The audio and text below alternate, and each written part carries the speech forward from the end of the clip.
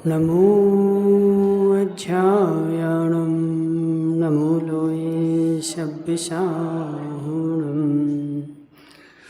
पंच परमेष्टि भगवान के अनंत सिद्ध परमेष्टि भगवान के 1008 देवादेवादिनाथ भगवान के 1008 देवादेव श्री राम भगवान के आचार्य भगवान रवि सेन स्वामी के आचार्य भगवान विद्यासागर जी महाराज के आचार्य भगवान विशुद्ध सागर जी महाराज के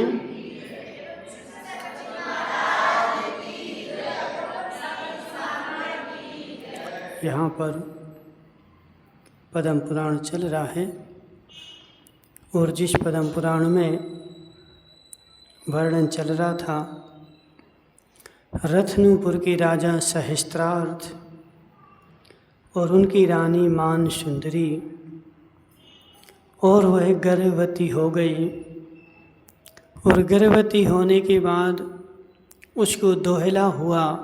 दोहला मतलब इच्छा हुई, ठीक है, जिज्ञासा हुई, मन हुआ उसका कि मुझे इंद्र जैसी संपत्ति भोगनी है, मैं इंद्र जैसे भोग भोगूं। तो राजा सहस्त्रार्थ को जब पता चला कि उनकी रानी को ऐसी इच्छा हुई है, दोहला हुआ है, तो उन्होंने अपने नगर में, राज्य में, महल में इंद्र जैसी सारी संपत्ति की व्यवस्था कर दी। और आगे क्या हुआ? कांति धारण करने लगी, उसका तेज बड़ा कि वह ऊपर आकाश में जाते हुए सूर्य से भी खिन्न हो उठती थी तथा समस्त दिशाओं को आज्ञा देने की उसकी इच्छा होती थी। अब इंद्र की हुई ना, तो समस्त दिशाओं को भी मैं आज्ञा दूं, ऐसी उसकी इच्छा होती थी। समय पूर्ण होने पर उसने जिसका शरीर समस्त शुभ लक्षणों से युक्त था तथा बांधव जनों के हर्ष और संपदा का उत्तम कारण था, ऐसा एक पुत्र उत्पन्न किया। ठीक है, भाग्यशाली था, पुण्यहीन नहीं था, पुण्यात्मा था। तदनंतर हर्ष से भरे सहस्त्रार्थ ने पुत्र जन्म का महान उत्सव किया। उस समय शंख और तुरही के शब्द से दिशाएं बहरी हो गई थीं। नगर की स्त्रियां नृत्य करते समय जब नुपुरों की झनकार के साथ अपने पैर पृथ्वी पर पटकती थीं तो पृथ्वी तल काँप उठता था। देखो, ऐसे नृत्य करती थी, पृथ्वी भी काँप जाती थी। ठीक है, तो पृथ्वी काँप सकती क्या है? उपमा दी है, अलंकार लगाया है यहाँ पर, ठीक है ना। बिना इच्छा किए इच्छा अनुसार धन दान में दिया गया, बिना इच्छा किए, बिना विचार किए, जिसने जितना धन मांगा उतना धन राजा ने पुत्र उत्पत्ति होने पर लोगों को दान में दिया। मनुष्य की बात दूर रही, हाथियों ने भी उस समय अपनी चंचल सूंड ऊपर उठाकर गर्जना करते हुए नृत्य किया था। जब उस बालक का जन्म हुआ तो आदमी तो ठीक, हाथी भी अपनी सूंड ऊपर उठा करके और क्या कर रहे थे? नाच रहे थे। शत्रुओं के घरों में शोक सूचक उत्पात होने लगे और बंधुजनों के घरों में बहुत भारी संपदाओं की सूचना देने वाले शुभ शगुन होने लगे। पुण्यात्मा हमारे घर में आता है तो संपत्ति बढ़ने लगती है, और पापी हमारे घर में आता है तो संपत्ति घटने लगती। यह नियम है, सिद्धांत है। पुण्यात्मा का जन्म होगा घर में तो संपत्ति अपने आप अर्पित भाई बढ़ेगी, और यदि कदाचित पापी आ गया तो संपत्ति हमारे घर की कम होने लगती है। क्यों? क्योंकि भोगना तो उसी को है ना। तो यह जो बालक उत्पन्न हुआ, इसके बालक के उत्पन्न होने से शत्रुओं के घर में अशुभ सूचक शगुन होने लगे और बंधुजनों के घर में शुभ सूचक शगुन होने लगे हैं।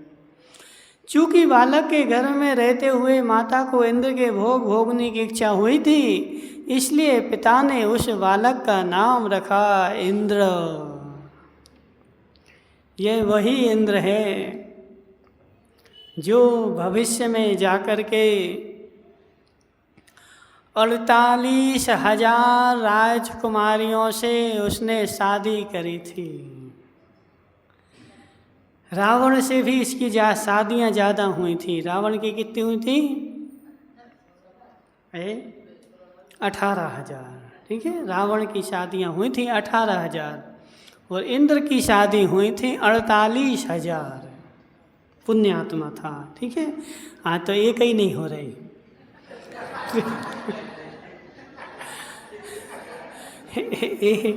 एक हो जाए तो आदमी अपने भाग्य मानता है, आज एक हो गई। ठीक है ना, उसने 48,000 करी थी और ऐसी वैसी नहीं, सब जगह से छांट छांट करके लाया था बड़े बड़े राजाओं की राजकुमारियों को। ठीक है, पुण्यात्मा है। वह बालक था, फिर भी उसकी क्रीड़ाएं शक्ति संपन्न तरुण मनुष्य को जीतने वाली थी, शत्रुओं का मान खंडित करने वाली थी और उत्तम कार्य में प्रवृत्त थी। क्रम से वह जब यौवन को प्राप्त हुआ, जिसने तेज से सूर्य को, कांति से चंद्रमा को और शौर्य से पर्वत को जीत लिया था। इतना तेजवान था कि उसके सामने सूर्य चंद्रमा भी फीके पड़ते थे। उसके कंधे दिग्गज के गंड स्थल के समान स्थूल और भुजाएं गोल थी तथा उसके विशाल वश्य वक्ष स्थल से समस्त दिशाएं मानो आच्छादित ही कर रखी थी, जिनके घुटने मांसपेशियों से गूढ़ थे। ये सब शुभ सगुन बता रहे हैं, शुभ लक्षण शरीर के। ठीक है ना, जिसके घुटने रुक्ष हों वो पुण्यहीन होता है, जिसके घुटने मांस से भरे हुए हों वो पुण्य तेज होता है।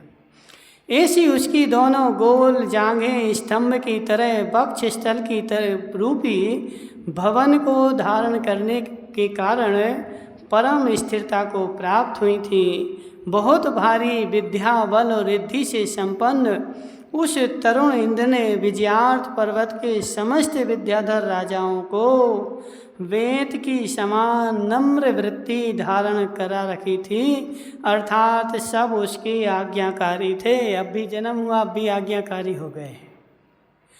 अब भी तो जन्म हुआ, बालक छोटा सा था, लेकिन उसमें क्या बता रहे कि वह बालक बड़ा हुआ और बड़ा होकर के इतना तेजवान था, शौर्यवान था, पर्वत के समान स्थौल था कि उसने अपने आज्ञा की शक्ति के बल पर विजयाद पर्वत के सारे राजाओं को अपनी आज्ञा मानने पर मजबूर कर दिया था।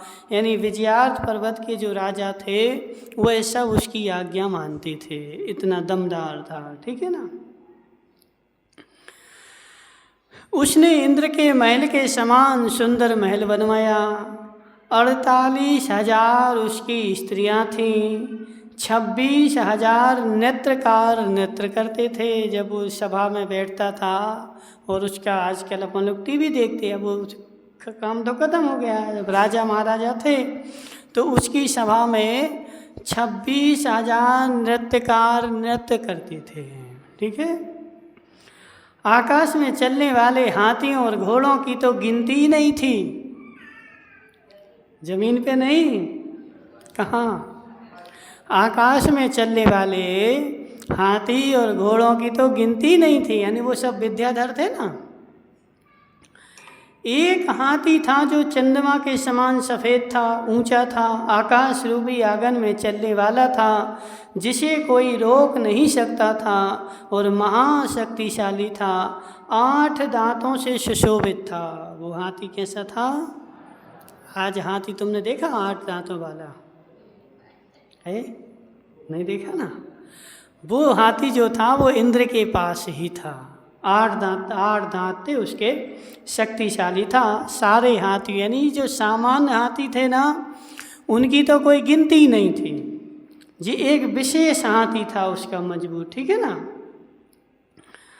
बड़ी मोटी गोल सूंड से जो दिशाओं में मानो अर्गल लगा रखता था तथा गुणों के द्वारा पृथ्वी पर प्रसिद्ध था, उसका नाम उसने ऐरावत रख रखा था।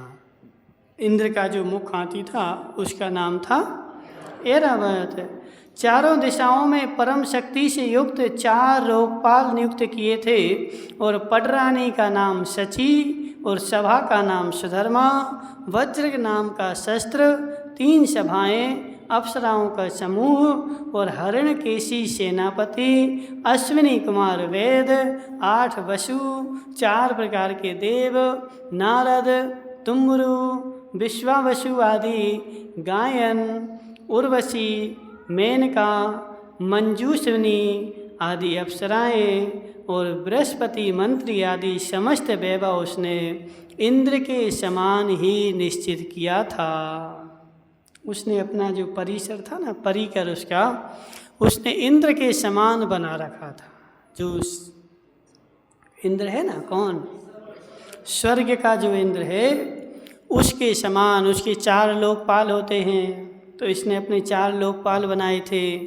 इंद्र के गुरु बृहस्पति होते हैं, तो उसने अपने मंत्री जो सलाहकार थे उनका नाम रखा था बृहस्पति, और नारद, तुम्बरु और अपनी पटरानी का नाम रखा था, क्या रखा था बता? शची, ठीक है। शची किसकी रानी है?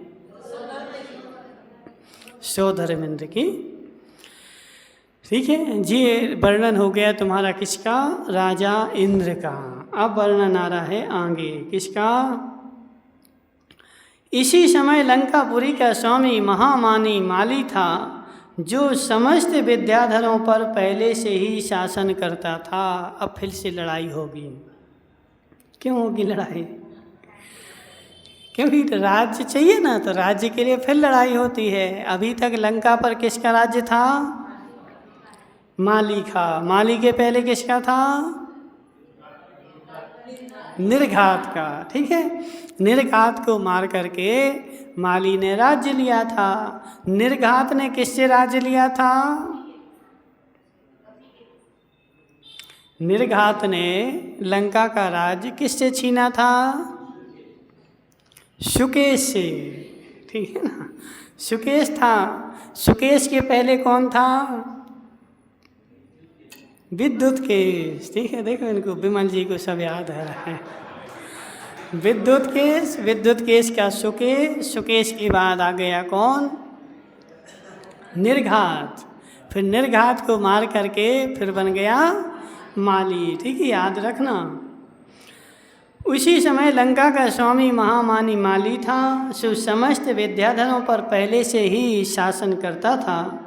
अपने भाइयों के वंश के गर्भ से धारण करने वाला माली लंका में रहकर ही विजयार्थ पर्वत के समस्त नगरों में अपना शासन करता था। लंका में तो रहता था, लेकिन समस्त विजयार्थ पर्वत के राजाओं को उसने अपनी आज्ञा में कर रखा था, सब पे शासन करता था। वेश्या, वाहन, विमान, कन्या, वस्त्र, आभूषण आदि जो जो श्रेष्ठ वस्तु दोनों श्रेणियों में गुप्तचरों से इसे मालूम होती थी, उस सबको धीर वीर माली जबरदस्ती शीघ्र ही अपने यहाँ बुलवा लेता था। यानी उन राज्यों में जो जो मुख्य वस्तु थी, अच्छी अच्छी वस्तुएं रहती थी, उन सबको वह अपने यहाँ बुला लेता था। क्यों? क्योंकि हम राजा हैं। वह विद्या, बल, विभूति आदि से अपने आप को सर्वश्रेष्ठ मानता था। अब इंद्र का आश्रय पाकर विद्याधर माली की आज्ञा भंग करने लगे। सो यह समाचार सुन महाबलवान माली भाई और किष्किंध के पुत्रों के साथ विजयार्थ पर्वत की ओर चला।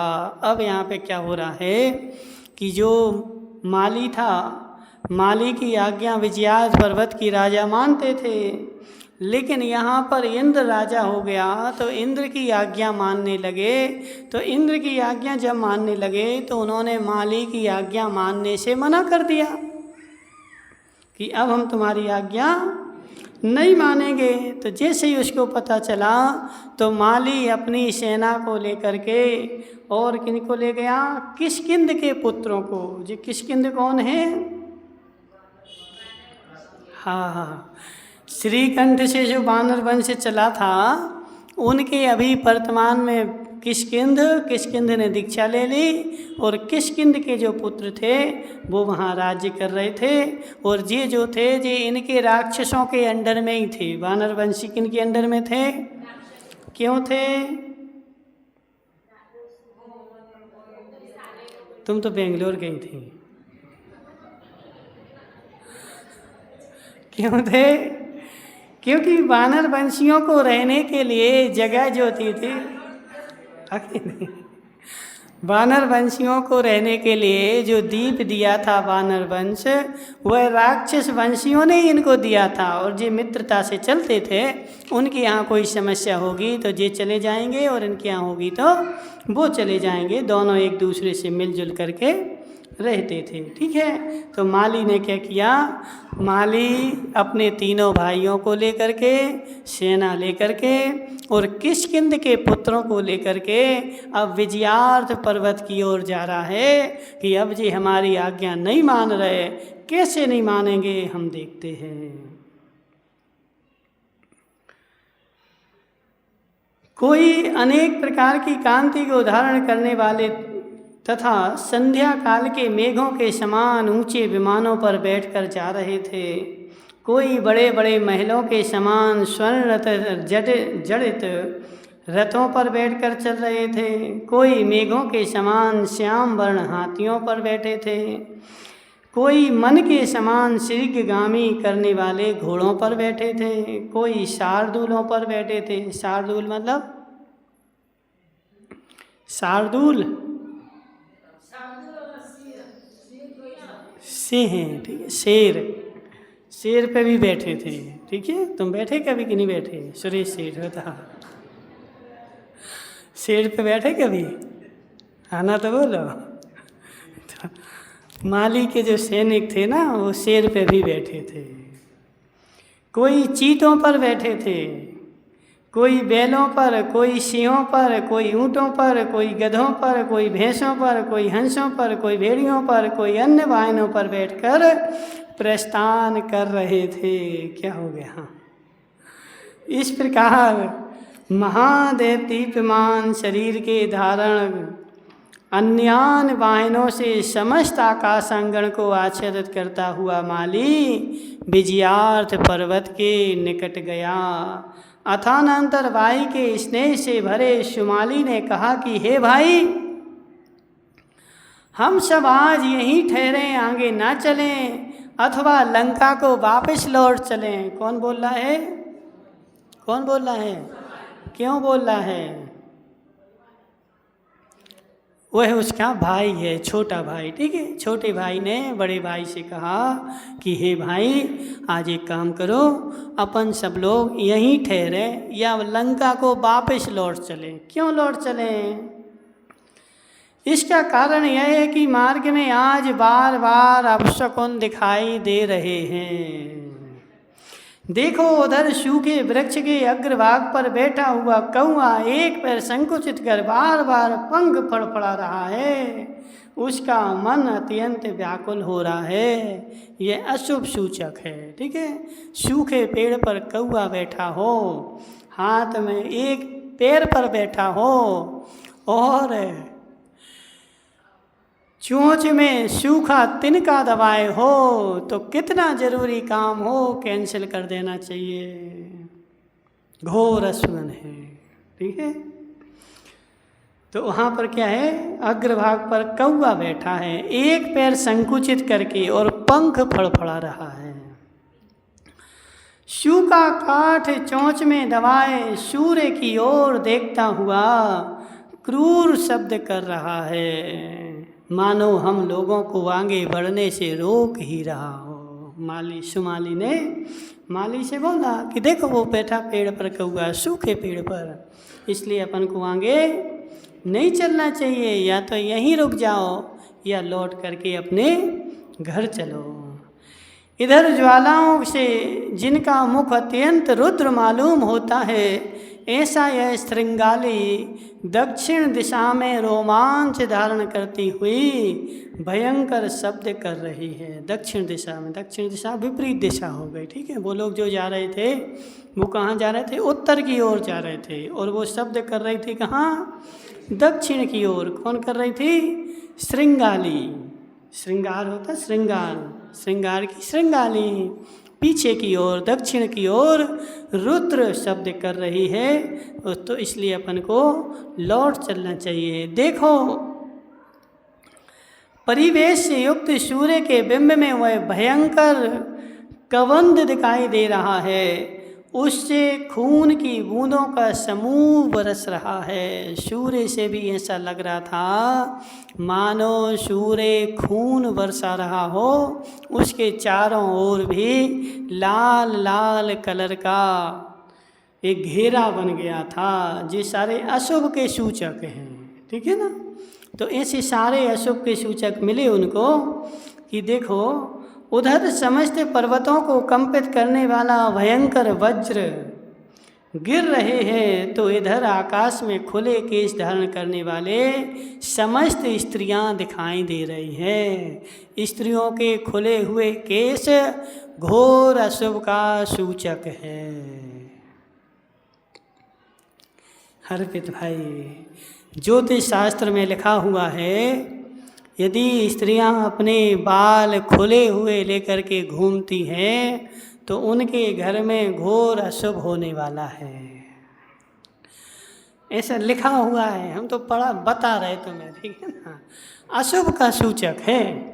कभी भी विवाहिता स्त्री के केश खुले हुए नहीं होने चाहिए। यदि खुले हुए विवाहिता स्त्री खुले हुए केश लिए यदि दिख जाए तो मानना मेरा अशुभ हो गया है, अशगुन हो गया, अपशगुन, ठीक है ना, अपशगुन माना जाता है। यहाँ पे लिखा है, समस्त स्त्रियां केश खुले हुए धारण करे दिखाई दे रही हैं। इतने सारे उनको अपशगुन मिले। आगे की चर्चा अपन कल करेंगे, अभी और सारे मिलेंगे। ओम नमः शिवाय।